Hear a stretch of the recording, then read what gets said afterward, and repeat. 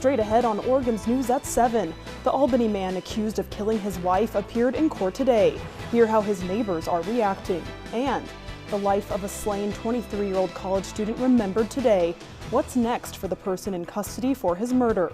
Plus, as health officials mobilize to stop the coronavirus from spreading out of China, we hear from local officials about what exactly this virus is. Oregon's News at 7 starts right now. You're watching Oregon's News at 7 on Oregon's Fox. Tonight, an Albany man made his first appearance in Lynn County Court, charged with murder in what appears to be the grisly killing of his estranged wife. Good evening, everyone. Thanks for joining us tonight. I'm Alex Hasenstab in for Dame Wormlinger. Craig Lazen was already in custody on other charges when authorities arrested him yesterday on a first-degree murder charge. The suspect's estranged wife, Tiffany Lazen, has not been seen since late last month. Although investigators believe Tiffany was murdered, authorities say they haven't found her remains. Albany police say a friend who loaned a battery-operated circular saw to Craig Lazen for several days learned of the case and turned the saw over to investigators. Police say the Oregon State Police Crime Lab found tissue and blood on the saw that matched Tiffany Lazen's DNA. Craig Lazen's arrest and the murder charge are a relief to Tiffany's neighbor, Aaron Southern. I'm thankful that they finally charged him and found the evidence they needed. I send my condolences to her family. And I know it's got to be really hard. Coming up on Oregon's News at 10, more details on the case, plus what one of the victim's former neighbors says happened in the months before Tiffany's disappearance that made her concerned for Tiffany's safety. A celebration of life for Blake Schaffler was held this morning at New Hope Christian College. The 23-year-old student was killed in a shooting at Park Grove Apartments in Eugene last Wednesday. Police say the suspect, 23-year-old Alejandro Ponce, turned himself into the police department that night. He faces 2 felony charges of murder and attempted murder in the second degree. Court documents show that a judge still needs to be assigned to the case, but for now, Ponce's next court appearance is set for February 20th. So far, the connection between Ponce and Schaffler is unclear. Right now, at least 17 people have died and more than 500 cases have been tied to the Wuhan coronavirus. On Tuesday, it officially spread to the U.S. with one person traveling from Wuhan, China to Seattle showing signs of the virus. Health officials say that patient is currently in quarantine and the chance of it spreading here is very unlikely. But what is the virus exactly? There are more than 50 types of coronavirus that are different from the deadly Wuhan virus. More common strains of the virus have been around for decades. Symptoms are similar to the common cold, including cough and a fever. We've had coronavirus for a long time. It's just that in this case, we've got one that's acting differently, and appears to be causing more severe illness. But it seems to be pretty limited in where that's happened. Eugene Airport officials say they haven't received any instructions to screen here, but are in contact with officials in case things change. Coming up at 10, we'll hear from a Cresswell woman who has coronavirus, but Peace Health confirms it's not the deadly Wuhan strain.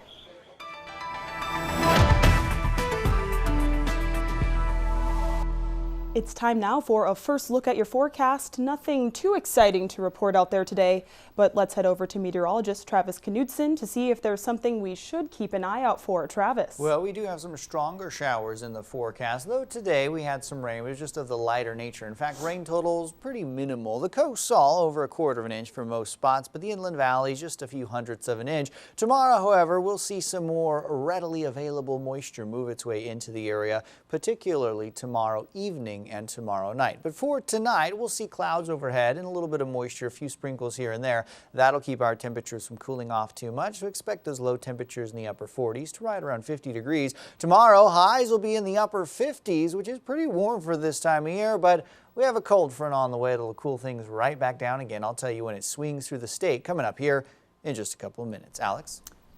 Thanks, Travis. Residential and home construction continues at a heavy pace in Eugene.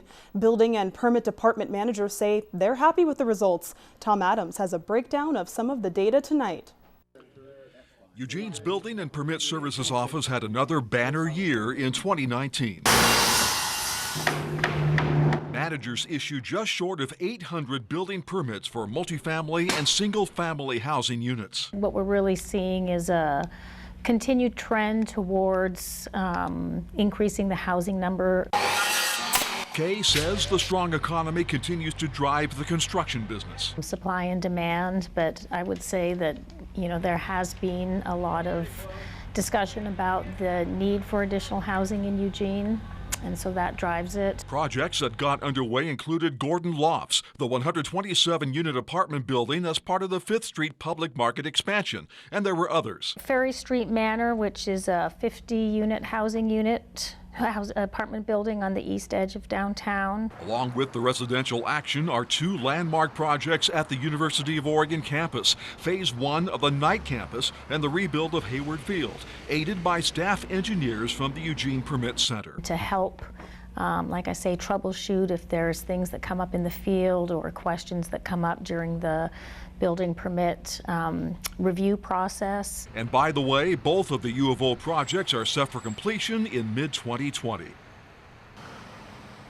City councilors in Eugene have taken a big step towards loosening the rules for construction of accessory dwelling units, also known as ADUs. These are small residences built adjacent to single-family homes or in the backyards of those homes. After nearly 2 years of work and debate, the council gave the green light last night to an ordinance that reduces barriers for the building of ADU structures. We no longer will require parking for accessory dwellings. Owner occupancy isn't required. And then there were also some changes to building height that should make it easier for folks to build. Planners see ADUs as another tool in the toolbox to help boost the affordable housing stock. Oregon began requiring cities to allow ADUs in residential neighborhoods in 2017. Fewer than 7 ADUs have been permitted each year on the average in Eugene in the last 5 years.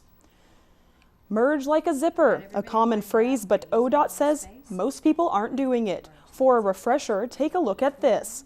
You can see vehicles lined up in each lane leading to the merge point. Then the vehicles take turns merging into one lane. ODOT says instead drivers are only using one lane, causing backups and fender benders because people think it's the polite thing to do. But ODOT says the zipper merge is the right way.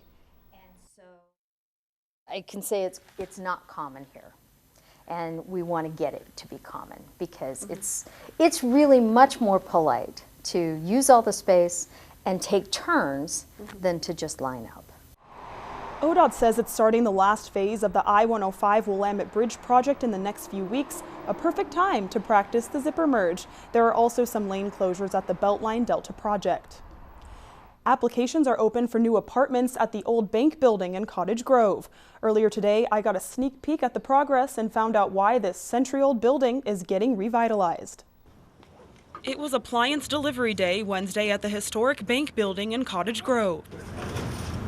Brand new washing machines, dryers, fridges, and microwaves are waiting to be installed in brand new apartments. There's going to be a total of 6 apartments that are going to be up here. We're not quite done with all of them. Chalice Savage, executive assistant for Blackstone Real Estate Development, gave us a tour of the historic building. The building was built in 1904, and it housed the Bank of Cottage Grove amongst various other commercial tenants. But over the century, the building faced wear and tear until it was bought by Blackstone in 2018 to be brought back to its former glory. Apartments on the top floor and office and retail space on the bottom. His dream is to bring life back to downtown, make it artisan. And in less than a month, 3 of these apartments will be move-in ready. We are taking applications for all 6 apartments. The apartments fill a gap in housing in the town. So there's a beautiful sweet spot, and that is that middle income. Blackstone's goal is to encourage people to live and work downtown and spend their money at local businesses. It's live, work, play. Keeping history alive while keeping up with the times. I'm Alex Hasenstab reporting.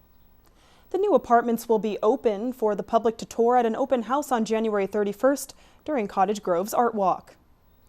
Cottage Grove police are warning the public about a new phone scam that's especially tricky to catch. They've had reports of residents getting a call from the Cottage Grove Police Department's actual phone number. Police say their number has been cloned and is being used by scammers. The reported scammers are asking victims to buy them gift cards under the guise of the police department. We spoke with Officer Jared Butler, who says a law enforcement agency will never call and ask you for money over the phone. I've heard stories to where people are saying, hey, you have an outstanding warrant for your arrest. In order to post bail, you need to go and get these gift cards and then give the gift card codes to us to release said bail bond. That is totally untrue and fictitious in every case. Police reported some people have already fallen prey to this scam and have lost thousands of dollars. They advise anyone who receives a suspicious call to contact them before taking further action. Mental health assistance during an emergency is arriving quicker than before in the Eugene area. Cahoots has added a new crisis van and additional staff. Cahoots, which stands for Crisis Assistance Helping Out on the Streets, is on the road for 12 hours throughout the day, helping them respond faster to people experiencing mental health emergencies in the Eugene area. The extra resources will have an additional benefit. And so that will hopefully reduce burnout in our staff. And we have a culture of taking care of our staff.